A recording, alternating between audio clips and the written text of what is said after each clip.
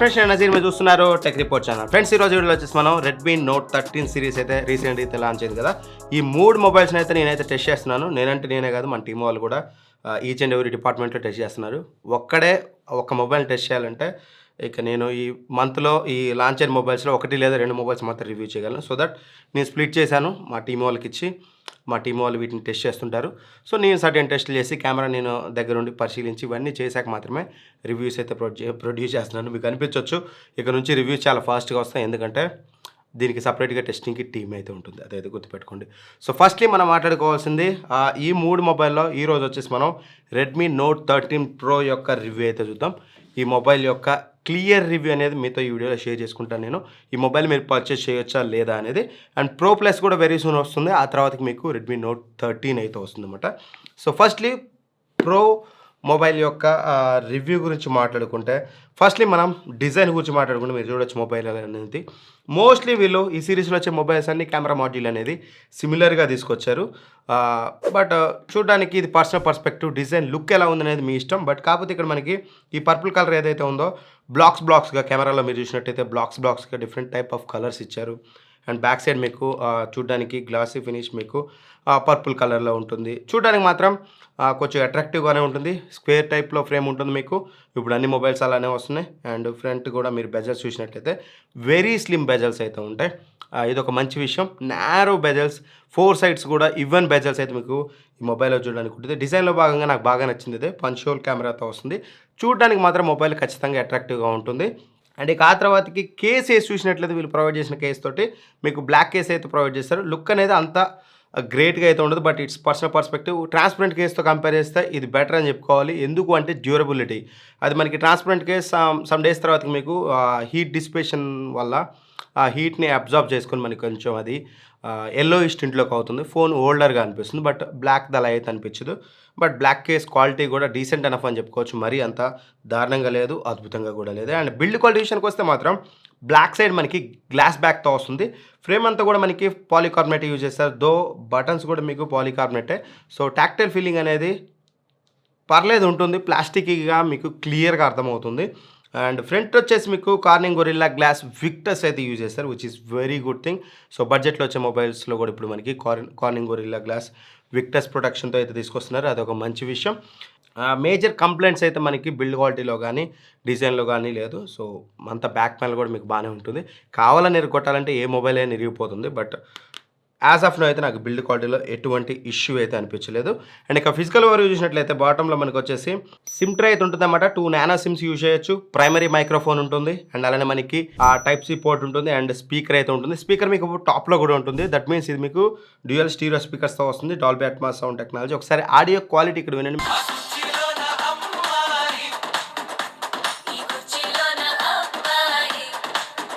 So విన్నారు కదా, audio quality అయితే పర్లేదు, డీసెంట్ ఎనఫ్ అని చెప్పుకోవచ్చు. చాలా బెటర్ ఆడియో క్వాలిటీ అయితే ప్రొడ్యూస్ చేస్తుంది. అండ్ టాప్లో 1 మోర్ ప్రో వచ్చేసి మీకు ఇక్కడ 3.5 హెడ్ ఫోన్ జాక్ అయితే ఉంచారు.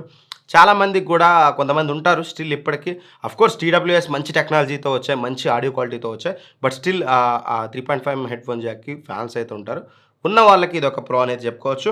And secondary noise cancellation mic ఉంటుంది, అండ్ ఎయిర్ బ్లాస్ట్ ఉంటుంది. ఇంట్లో ఏసీస్ టీవీస్ ఏ ఉన్నా సరే మీరు ఆరామ్సే కంట్రోల్ అయితే చేయొచ్చు దీని ద్వారా.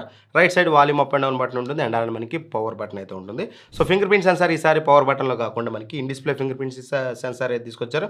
చూడొచ్చు మీకు చాలా ఫాస్ట్గా అయితే ఉంది. నాకు ఎక్కడ కూడా యాక్యురసీలో ఇష్యూ లేదు, అండ్ ఫాస్ట్లో ఇష్యూ లేదు. ఇన్ఫ్యాక్ట్ చాలా బెటర్గా అయితే మీకు ఇదైతే ఉంటుంది. సో స్పీకర్స్ ఎవ్రీథింగ్ కూడా బెటర్ అని చెప్పుకోవచ్చు. అండ్ మెయిన్ హైలైట్ డిస్ప్లే నాకు బాగా నచ్చింది. ఇందులో డిస్ప్లే అనేది మీకు చాలా థిక్ డిస్ప్లే.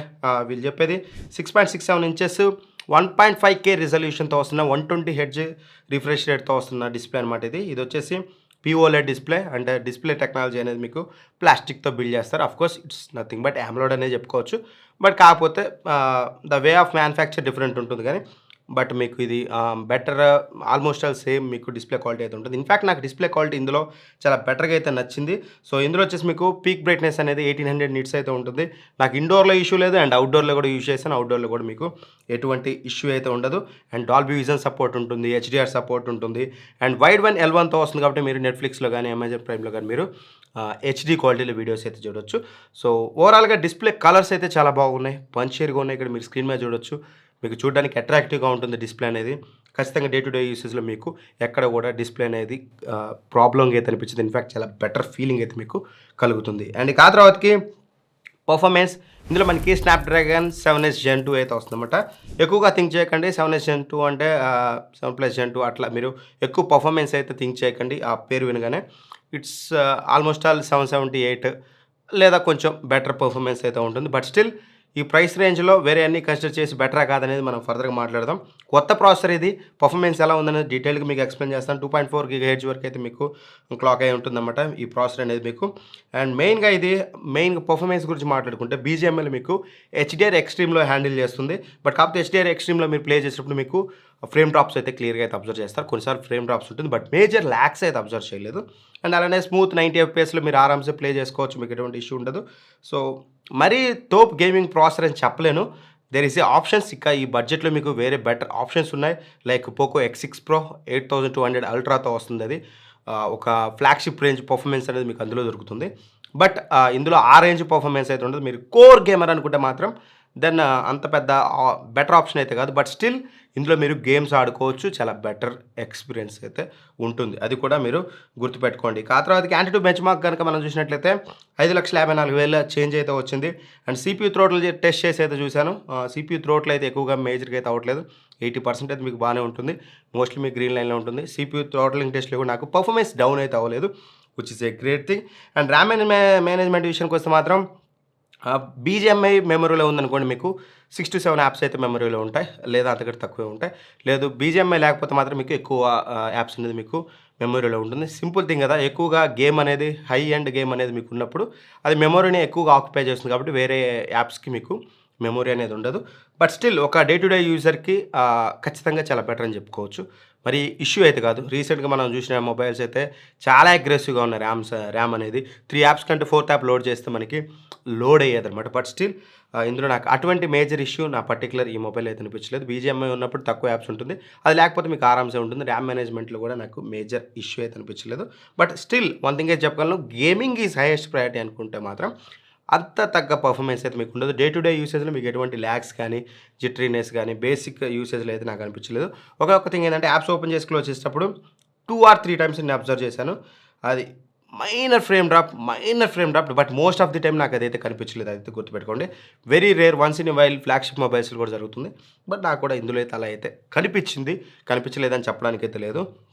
అండ్ కెమెరాస్ విషయానికి వస్తే మెయిన్ కెమెరా మనకి 200 మెగాపిక్సెల్ కెమెరా అయితే యూజ్ చేస్తారు. ఇది సామ్సంగ్ HP3 సెన్సార్ అయితే యూజ్ చేస్తారు. ఇందులో ఆప్టికల్ ఇమేజ్ స్టెబిలైజేషన్ కూడా ఉంది. But still there is a problem. Optical image stabilization ఉన్నప్పటికీ అఫ్కోర్స్ ఇమేజెస్ తీసేటప్పుడు మీకు ఇది యూజ్ అవుతుంది.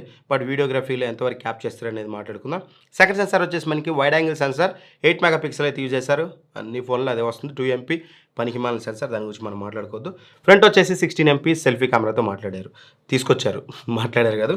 So firstly 16 MP selfie camera గురించి మాట్లాడుకుంటే మాత్రం ఎక్స్పోజర్ మాత్రం చాలా బాగా కంట్రోల్ చేస్తుంది. నేను హార్ష్ లైట్ బ్యాక్గ్రౌండ్లో పెట్టుకొని ఫోటో తీసిన ప్రతిసారి మీకు డిస్ప్లేలో హార్ష్గా అనిపిస్తుంది. బట్ ఆఫ్టర్ ప్రాసెసింగ్ చాలా బెటర్గా ప్రాసెస్ చేసి ఏదైతే స్నాప్డ్రాగన్ ప్రాసెసర్ ఉందో ఖచ్చితంగా కెమెరా ఆప్టిమైజేషన్ మాత్రం చాలా బెటర్గా ఉంది. ఫ్రంట్ కెమెరా ఇమేజెస్ బాగానే వస్తున్నాయి, క్లోజ్ టు న్యాచురల్ కలర్స్ ఉన్నాయి. కొన్నిసార్లు బూస్ట్ చేస్తుంది, but most of the time మీకు సెల్ఫీస్ బాగానే వస్తుంది. ఎటువంటి మేజర్ ఇష్యూ అయితే నాకైతే అనిపించలేదు.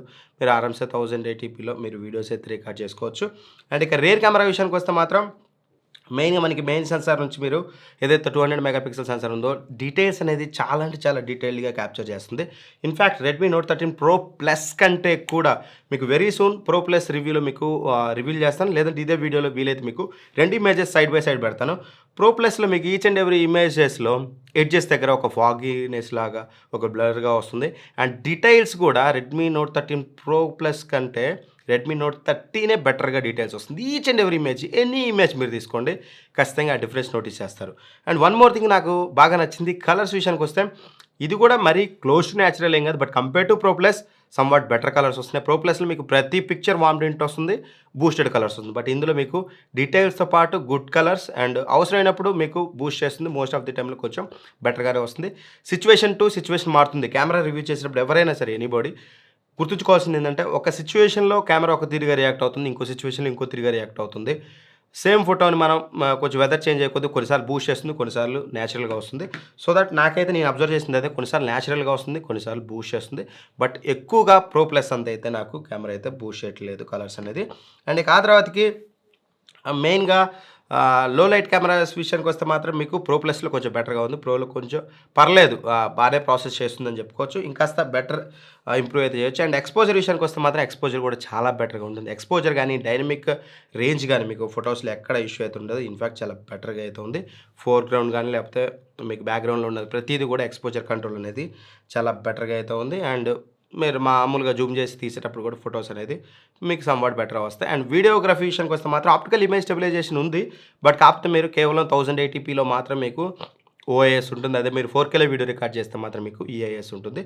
సో పెద్ద మేజర్ డిఫరెన్స్ అయితే లేదు. బట్ ఈఐఎస్ అయినా, ఓఐఎస్ అయినా మీకు సిమిలర్‌గానే కొంచెం పర్ఫార్మెన్స్ అయితే వస్తుంది. వీడియో స్టెబిలైజేషన్ అనేది మీరు స్క్రీన్ మీద అయితే చూడొచ్చు.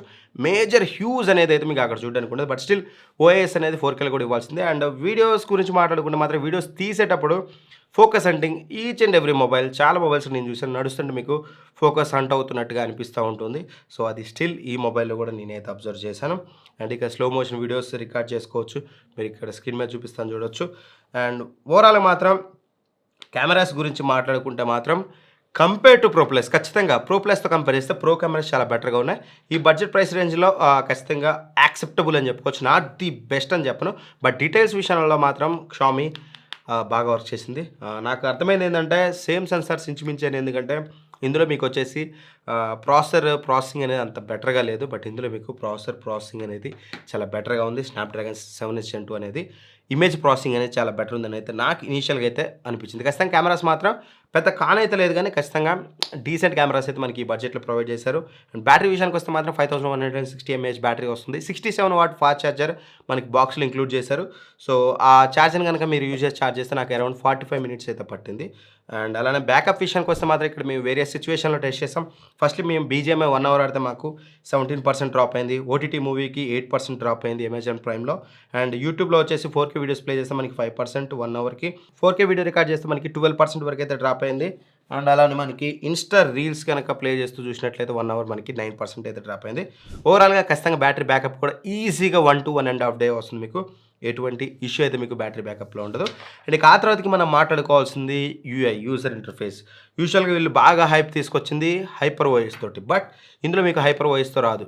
పోనీ హైపర్ ఓఎస్‌తో రాకపోయినా హైపర్ ఓఎస్ అనేది యూఐ అప్డేట్ అనేది ఎనీ అప్డేట్‌లో ఇవ్వచ్చు. బట్ ఇక్కడ వీళ్ళు తీసుకొచ్చింది ఆండ్రాయిడ్ 13 ఆపరేటింగ్ సిస్టమ్ బేస్డ్ మీద. సో ఇప్పటికి 2024 ఈ టైంలో ఆండ్రాయిడ్ 13 అని నాకు అర్థం కావట్లేదు. వీళ్ళు చెప్పొచ్చు మేము 3 ఇయర్స్ అప్డేట్ ఇస్తామని.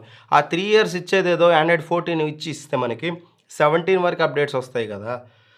ఇదే వాళ్ళు గిమ్మిక్‌గా యూజ్ చేస్తారు. ఎందుకంటే ఇది కావాలని చేసినట్టయితే అనిపిస్తుంది. ఎందుకంటే మీకు పోకోలో చూసినట్లయితే హైపర్ ఓఎస్ విత్ ఆండ్రాయిడ్ 14 తీసుకొచ్చారు. అఫ్‌కోర్స్ బ్రాండ్ చెప్పొచ్చు, అరే బాబు మీ ఎన్ని ఫోన్‌లని టెస్ట్ చేయాలిరా బాబు, ఆండ్రాయిడ్ 14 వేస్తే పుట్టుకనే ఏమైనా బగ్స్ వస్తే మళ్ళీ మమ్మల్నే మీరు ఎక్కుతారు కదా! అందుకని మేము స్టేబుల్‌గా ఉన్న 13 ఇచ్చామని చెప్పొచ్చు. బట్ చెయ్యొచ్చని కూడా మనమైతే అనొచ్చు. మేబీ వాళ్ళని కూడా అర్థం చేసుకోవాలి. But it's personal perspective. మీరేమనుకుంటున్నారు దీని మీద? ఆండ్రాయిడ్ 13 ఇవ్వడం కరెక్టేనా? 14 మీద టెస్ట్ చేసి కొంచెం లేట్‌గా తీసుకొచ్చిన బెటర్ అనేది మీ ఫీలింగా? లేట్‌గా తీసుకొస్తే కాంపిటేటర్స్ తీసుకొస్తున్నారు కాబట్టి వాళ్ళు కూడా ఒప్పుకోరు. సో దీని మీద డిబేట్ పెడితే అది తెగదు. లైట్ తీసుకుందాం. బట్ కాకపోతే వీళ్ళు ఆండ్రాయిడ్ 14 మీద తీసుకురావాల్సింది. MIUI 14 అయినా పర్లేదు. హైపర్ ఓఎస్ అనేది వెరీ సూన్ తీసుకొస్తామని చెప్తున్నారు విత్ ఆండ్రాయిడ్ 14. తీసుకురానైతే ఖచ్చితంగా తీసుకొస్తారు. వితిన్ 1 మంత్‌లో మీకు వచ్చే ఛాన్సెస్ అయితే ఉంటుంది. అండ్ ఫస్ట్‌లీ మొబైల్ బూట్ చేయగానే మీకు బ్లోట్‌వేర్ అనేది చాలా ఉంటుంది. బట్ మీరు అన్‌ఇన్‌స్టాల్ అయితే చేసుకోవచ్చు. సెటప్ చేసేటప్పుడు మీరు పర్సనలైజ్డ్ యాడ్స్ అనేది టర్న్ ఆఫ్ చేసుకోండి. ఇంకాస్త బెటర్ ఎక్స్‌పీరియన్స్ ఉంటుంది. యాప్స్ అన్ని కూడా మీరు అన్‌ఇన్‌స్టాల్ చేసుకోవచ్చు. అండ్ యూఐలో మేజర్ ల్యాగ్స్ అయితే నేను ఎక్కడైతే అబ్జర్వ్ చేయలేదు. ఇన్‌ఫాక్ట్ చాలా బెటర్‌గా అయితే ఉంది. అండ్ డైలర్ కూడా వీళ్ళు ఎంఐ డైలర్ ఇచ్చారు కాబట్టి మీకు కాల్ రికార్డింగ్ ఇట్లాంటి అనౌన్స్‌మెంట్ లాంటివి అయితే ఉండదు. ఖచ్చితంగా అది ఒక మంచి విషయం అని అయితే చెప్పుకోవచ్చు. అండ్ ఫైనల్‌గా ఒక విషయం చెప్పు, ఈ మొబైల్ మేము పర్చేస్ చేయవచ్చా అని అడిగితే మాత్రం వన్ థింగ్ గుర్తుపెట్టుకోండి. వీళ్ళు పెట్టిన ప్రైసింగ్ అనేది ఇండియాలో 8,128 అనేది మనకి 26,000 రూపాయలు. నేను చెప్తుంది ఏంటంటే బ్యాంక్ ఆఫర్‌తో నాకు సంబంధం లేదు. ఈ రోజు ఉంటుంది, రేపు ఉండదు. నా రివ్యూ చాలా రోజులు ఉంటుంది కాబట్టి నా రివ్యూ అనేది బేస్డ్ అపాన్ ఒరిజినల్ ప్రైస్ మీద ఉంటుంది. అండ్ 8+256 వచ్చేసి మనకి 28,000 పెట్టారు. ఏదైతే బేస్ వేరియంట్ 8+128 ఉందో ఇది ఖచ్చితంగా 2,000 రూపాయలు అయితే ఎక్కువైంది. ఇఫ్ ఇన్ కేస్ నేను పెట్టాలి ఇప్పుడున్న మార్కెట్లో పోకో లాంటి మొబైల్స్, ఐక్యూ లాంటి మొబైల్స్ చూసి నేను సర్వైవ్ అవ్వాలనుకుంటే నేను 3,000 తగ్గించి పెట్టేవాడిని. అంటే మనకు పెట్టడం ఇన్ ద సెన్స్ ఓవర్ అవ్వచ్చు చెప్పడానికి. బట్ యాప్ట్ ప్రైస్ అనేది ఒక 3,000 తగ్గిస్తే బడ్జెట్లో చాలా బాగుండేది. తర్వాతకి బ్యాంక్ ఆఫర్స్ ఉంటాయో ఉండవో తెలియదు. ఎందుకంటే Poco X6 same mobile with బట్టలు మార్చుకొని వచ్చిందనమాట. అది మీకు పర్ఫెక్ట్ ప్రైస్ రేంజ్‌లో వచ్చింది. నన్ను అడిగితే దానికి వెళ్ళొచ్చు. బట్ కాకపోతే చాలా మందికి ఉంటుంది పోకోలో మదర్ బోర్డ్ ఇష్యూస్ ఉంటాయని ఉండొచ్చు. అప్డేట్స్ ఇష్యూ ఉంటాయని ఉండొచ్చు. And in fact same mobiles same సెన్సార్‌తో యూజ్ చేసినవి మీకు కొంచెం ఇమేజ్ ప్రాసెసింగ్‌లో డిఫరెన్స్ ఉంది. ఫోటోస్‌లో డిఫరెన్స్ ఉంది. సో దట్ నేను యాజ్ ఆఫ్ నౌ కంక్లూడ్ చేయను పోకో X6 బెటర్ దీనికంటే అనేది. ప్రైస్‌లో ఓకే బెటరే. But on paper better. Real time నా దగ్గరకొచ్చాక మాత్రం నేను మాట్లాడగలను అది బెటరా కాదా అని చెప్పేసి. So that as of now మాత్రం దీనికి ఒక 2, 3 వేలు తగ్గుంటే బెటర్ ఫోన్ అయి ఉండేది. బట్ స్టిల్ మొబైల్ అనేది మంచి మొబైలే. ప్రైస్ అనేది కొంచెం లిటిల్ బిట్ ఓవర్ ప్రైస్డ్ అని అయితే నా ఒపీనియన్. అండ్ వేరే రివ్యూస్ కూడా మీరు ప్రో ప్లస్ కానీ 13 కానీ X6 కానీ X6 ప్రో కానీ each and every mobile reviews మీరు మిస్ అవ్వకుండా ఉండాలంటే మాత్రం మన ఛానల్ సబ్స్క్రైబ్ చేసుకోండి. గుర్తుపెట్టుకోండి మీకు ఇంకా కన్ఫ్యూజన్ ఉండొచ్చు. బట్ వెరీ సూన్ మన signature series best mobiles under 15,000, 20,000, 30,000 first మనమే చేసాం తెలుగులో. ఆ సిరీస్ మళ్ళీ కంటిన్యూ అవబోతుంది. మీకున్న కన్ఫ్యూజన్స్ అన్నీ ఆ సిరీస్లో క్లియర్ అవుతాయి. ఈ వీడియోస్లో నేను ఏ మొబైల్ గురించి ఆ మొబైల్ గురించి మాట్లాడుతాను. ఎందుకంటే అన్ని టెస్ట్ చేసాక మాత్రమే will get more clarity. Then only నేను మీకు సజెస్ట్ చేయగలను. యాజ్ ఆఫ్ నో ఒక 3,000 ఎక్కువైతే అయింది. వీడియో నచ్చితే లైక్ చేయండి. ఇట్లాంటి మరిన్ని వీడియోస్ కోసం మన ఛానల్ సబ్స్క్రైబ్ చేసుకొని పక్కన ఉన్న బెల్ ఐకాన్ ప్రెస్ చేయండి. Thanks for watching. By by. జై హింద్.